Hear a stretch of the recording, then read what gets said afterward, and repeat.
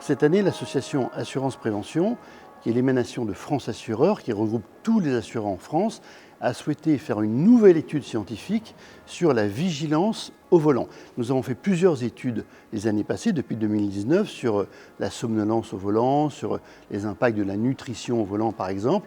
Et cette année, nous nous concentrons sur l'impact d'une conversation téléphonique sur la vigilance au volant. Le téléphone, c'est un véritable fléau de la route aujourd'hui, puisqu'on sait, depuis une étude que nous avons réalisée l'an dernier, qu'environ 3/4 des Français utilisent au moins une fonctionnalité de leur smartphone au volant. L'objectif de l'étude, c'est de montrer l'impact de la conversation téléphonique sur les comportements et la vigilance au volant. On a recruté 30 personnes qui sont représentatives en termes de sexe, d'âge et de profession. 15 vont suivre un premier protocole en conduisant dans des conditions normales, puis ensuite avec une sollicitation téléphonique, et 15 suivants qui vont suivre le protocole inverse, c'est-à-dire d'abord conduire avec une sollicitation téléphonique et ensuite sans cette sollicitation. On leur demande de conduire dans 3 situations différentes, sur autoroute, sur route et en ville. Assurance Prévention a d'abord souhaité pouvoir faire une étude en toute sécurité et forcément le faire dans une circulation ouverte pour être représenté des dangers. Alors l'avantage du simulateur, on va avoir le suivi du regard qui va permettre de savoir exactement ce que regarde le conducteur.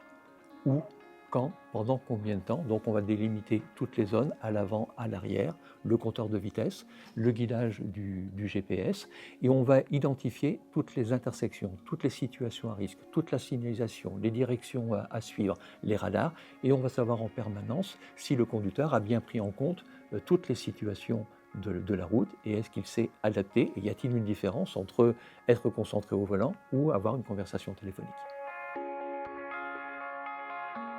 Pour la première fois, cette étude scientifique montre que lorsque l'on conduit en téléphonant, on a 3 fois plus de risques d'avoir un accident.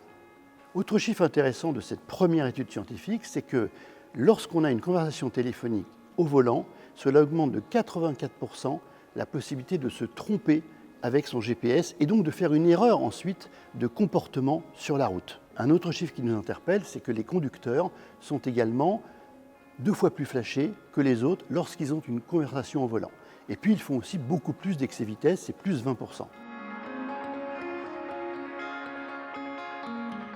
Et on croit souvent qu'on peut mener plusieurs tâches de front, d'être multitâche comme on dit, et donc que la conversation c'est tout à fait secondaire, c'est quelque chose qui est en arrière-plan et que pendant ce temps-là on va rester concentré sur la route.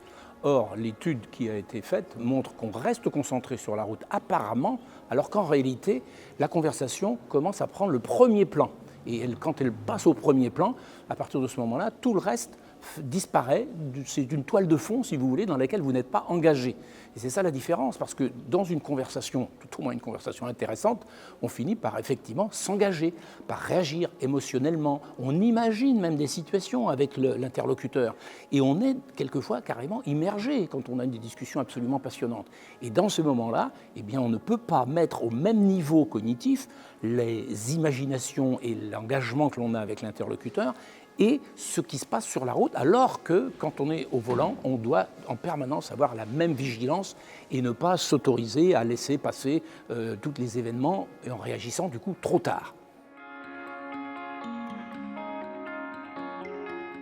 Pour favoriser la vigilance au volant, il y a quelques conseils très simples. Le premier, c'est de couper son téléphone et ses notifications pour ne pas avoir envie de les regarder.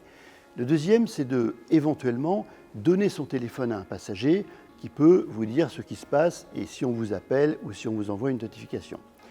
Ensuite, il faut aussi régler, avant de partir, son GPS et éventuellement sa station de radio pour ne pas le faire en conduisant. Et enfin, faire une pause régulière qui va permettre de vous reposer, de vous hydrater et à ce moment-là, pourquoi pas, de regarder ses notifications ou ses appels téléphoniques, de le faire à ce moment-là et pas avant en conduisant.